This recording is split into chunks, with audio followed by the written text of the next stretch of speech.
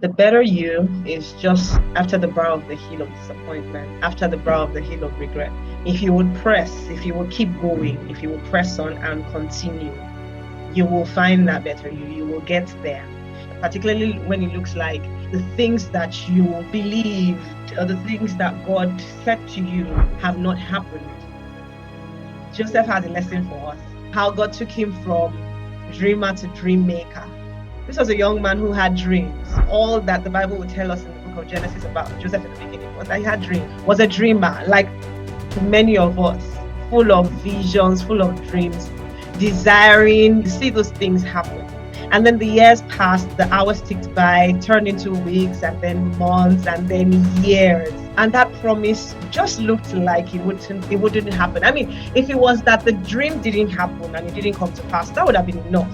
But then things got worse. I mean, how do you deal with that? God had spoken to you. Instead of things happening, they didn't happen. Then instead of them staying that way, they got worse. First, everybody hates you. All of your siblings are angry with you. Why? Because you have a dream. It could be those you work closely with. It could be those in your community. It could be those in your industry. It could just be that everybody just sort of hates your guts for whatever reason, and then it's not just working out the way that you thought it should. Those that are supposed to help you seem to be antagonizing you.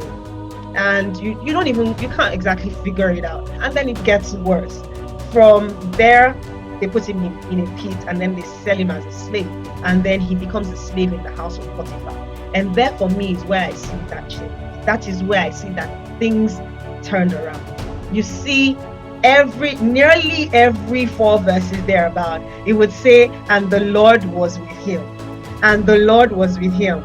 I started to ask, what is this all about? Wasn't the Lord with him all of the while?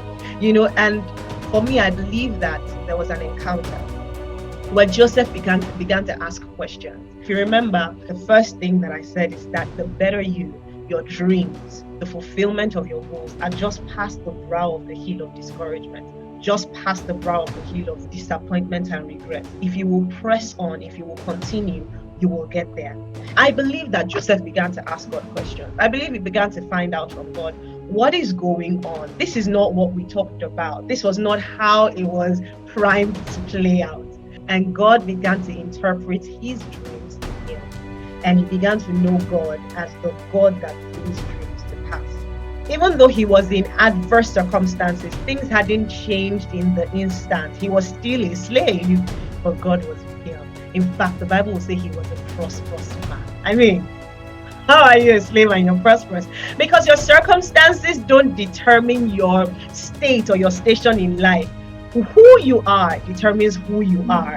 Who gave birth to you determines who you are. Who you are affiliated with and who is with you determines who you are. And in Joseph's case, the Lord was with him and he was a prosperous man. That is the message that I have for someone listening. Don't give up. Don't give up. Right? Go back to the dreams. Go back to the visions and keep pressing. Keep moving. As long as God is with you, everything will be all right.